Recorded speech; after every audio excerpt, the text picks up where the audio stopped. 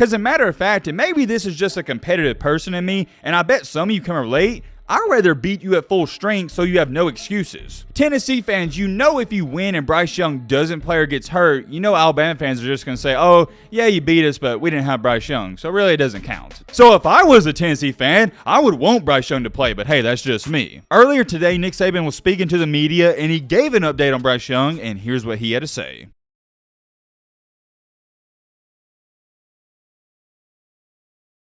The biggest and most asked question going around the Southeast, and I would also say it's the biggest and most asked question going around the entire college football landscape, is will Bryce Young play against Tennessee on Saturday? That's all everybody is talking about. Whether you turn on your TV, talk to your friends, call one of your buddies, go outside, everybody's talking about this Alabama and Tennessee game. Obviously, this is a monumental game for Tennessee. This is arguably the most important game they've had in 20-something years. I don't have to sit up here and tell you this is a huge game for Tennessee, that program and the fan base, because we all know this by now. However, with that being said, here's where I realize this is on a way larger scale. I've had multiple people hit me up who have been covering the sport of college football for over 20 years, and they don't even like Alabama. They don't even like Tennessee. They don't have a horse in this race, but they're so excited for this game. They've all relatively told me the same thing. Not only is it going to be a great and insane matchup, Alabama, they have a high-powered offense. Tennessee also has a high-powered offense. Tennessee's run defense, second in the SEC. Alabama's overall defense, top 10 in the country,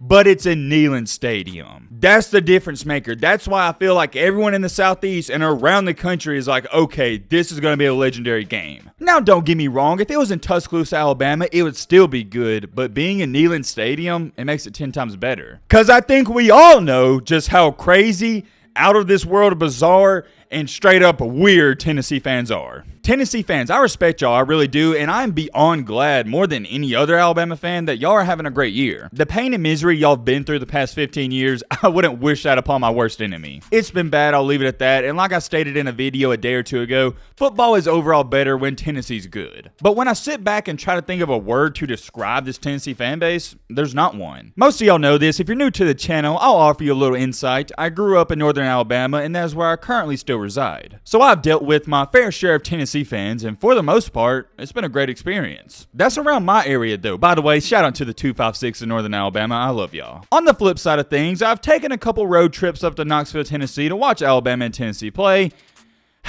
And let's just say I understand why they get a bad rep. I've been to 3 games in Knoxville, Tennessee, and their attitude has been on full display every single time. Oh yeah, let me throw this in there because maybe some of y'all are getting confused. I still personally have never had a bad experience myself. It's more of me just seeing how they treat other fans and how they act. Anyways, getting back on track with me claiming that you can't describe Tennessee fans with one word, here's what I mean. Some Tennessee fans are the nicest and most respectful people you'll ever meet in your life. But also, to go along with that, some Tennessee fans out there are the biggest a-holes you'll ever meet. To go along with that, some Tennessee fans are also the most disgusting and nasty and hateful people you'll ever meet. I feel bad. I really do feel bad for the good and respectful people because you get overshadowed and there's nothing you can do about it. Like they say, you can do 9 good things and people are going to criticize you for the one bad thing you do. Whoa, whoa, whoa, whoa, whoa, whoa, whoa, whoa. Hold on. I know exactly what you're sitting there saying. Yo, Matt, why in the crap are you talking about this? This is supposed to be a Bryce Young update. Get on with the video. And well, the reason I brought it up is for this right here. It's unfortunate, it really is. Once again, I'm sorry to the good Tennessee fans out there. You get overshadowed by pieces of crap like this. And yes, I'm passionate about this because this is straight up disgusting. Here's what one of your Tennessee fans posted on a message board about Bryce Young. If Bryce Young plays, you take a 15-yard penalty and hit him late to make that shoulder bother him the rest of the game. Hurt him. You see it right here.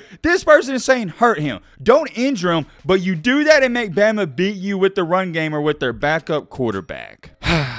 Calm down, Matt. Calm down. You said you weren't going to explode, and you just don't need to. It's not good for your health. I'm going to do my best not to explode in this video. I'll let you guys do that in the comment section. Ladies and gentlemen, I want to remind you about this. Even though these football players, they do entertain us, and I guess you could technically label them as an entertainer, they're humans at the end of the day. To go on top of that, not only is Bryce Young just a human, he's also just a 20-year-old kid. This is relatively still a kid or a young man, whatever you want to label it, and you got grown men out here wishing him to get hurt and saying, hey, we need to hurt him. All because you want your team to have a better chance to win the game? Come on, man. Look, trust me, you're not going to meet a more competitive person in this life outside of me, and I can guarantee you that 100%. Take it to the bank. But, and I have a big but, as competitive as I've been all throughout my life, I have never, and I mean never ever in a million years, wished another player to get hurt so I could have an advantage. As an Alabama fan myself, I've never wished an opposing team's player to get hurt so we could have a better chance to win the game. Because as a matter of fact, and maybe this is just a competitive person in me, and I bet some of you can relate,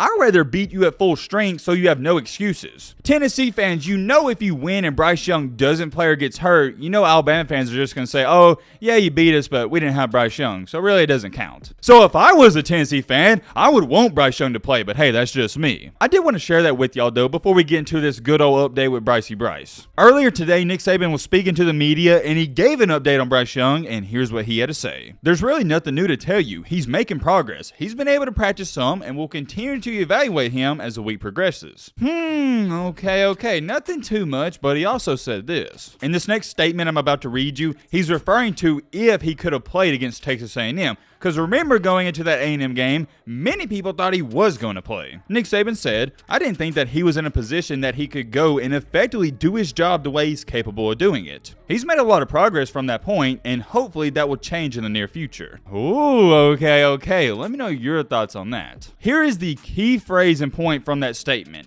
He's made a lot of progress from that point, and hopefully that will change in the near future. In the first part, he was pretty much saying, yeah, maybe he could have played against A&M, but we didn't feel like he was 100% healthy to do his job. So going off of that alone, I think it'd be fair to say Bryce Young last week was about 50 or 55%. In the second part, though, Nick Saban has said from that point, he's already made progress. This isn't 100% certain, I'm just going off of my guess, but I would assume right now it's Wednesday, Bryce Young's about 70-75% healthy. If you don't listen to a single other thing I say in this video, please listen to this part, because this has to be heard and said. For the past week now, I've seen so many analysts and people trying to act like they know something and trying to act like Nick Saban's trying to hide something. Come on now, y'all know what I'm talking about. These people trying to say, oh, Saban's trying to play mind games. Bryce's injury, it could be much worse, and he's probably maybe out for the season. He's just playing mind games and blah, blah, blah, blah, Joe Schmo. To all those people saying that and all those people feeding you that BS and bogus information, it's 100% bullcrap. Because you want to know why, and I got facts and evidence to prove this, if a player is actually hurt and there's no chance they're going to play in a game, they're not dressing out. Did some of y'all notice last week against A&M, Bryce Young, he was dressed out? A lot of people are overthinking this. It wasn't even announced officially that Bryce Young was going to be out for the game Saturday until Friday. This isn't a predetermined injury. This is a day-to-day injury. What does that mean? Oh, it means every single day the medical staff, they're going to reevaluate him. I personally believe you're going to see Bryce Young. All my sources in Tuscaloosa, Alabama, they've all told me the same thing. They have no idea. So I have no inside information to give you, but even if he doesn't play, it's not all bad news for Bama fans, so I'm going to explain why. I don't see anybody talking about this, and maybe I'll talk about it a little more in the Week 7 preview video, but on the grand scheme of things, this game doesn't matter to Bama or Tennessee. It does matter for the game itself, but I mean on the grand scheme of things, and let me explain. I already know some of you are probably having a fit. Yo, Matt, what are you talking about? This game doesn't matter. It's a top 6 matchup. The game that really mattered was Texas A&M, because that's a division game. This is a conference game, but it's not a division game. Theoretically meaning, Alabama can lose this game, win out, and they're still going to be in the playoff. Same thing for Tennessee. They can lose this game, win out, and they're still going to meet Alabama in the SEC championship. So the game does matter, but at the end of the day, if you're wanting to win a championship, not so much. Because think about it, Tennessee fans, even if you beat Alabama and lose to Georgia, you're not going to the SEC championship. You'll still have a slight chance to make the playoff, but I'm not going to get in all of that. For Bama, though, you can lose to Tennessee and still got a relatively easy schedule in the SEC West and cruise your way to the championship. The biggest thing, though, and the biggest factor is if Bryce Young is hurt, I don't see why risk playing him. This isn't a must-win. Trust me, I want to win this game as much as anybody else, but it's not a must-win. We'll end out the video with this. It's another question that everybody's asking me. Yo, Matt, if Bryce Young doesn't play, does that change your prediction? And well, to answer that question, you're going to have to come back for tomorrow's video, which is the Week 7 preview. I think it's going to be one of my best preview videos. I got something special lined up. You're going to want to see it. As always, I'm very curious. Let me know your thoughts down below. But right away,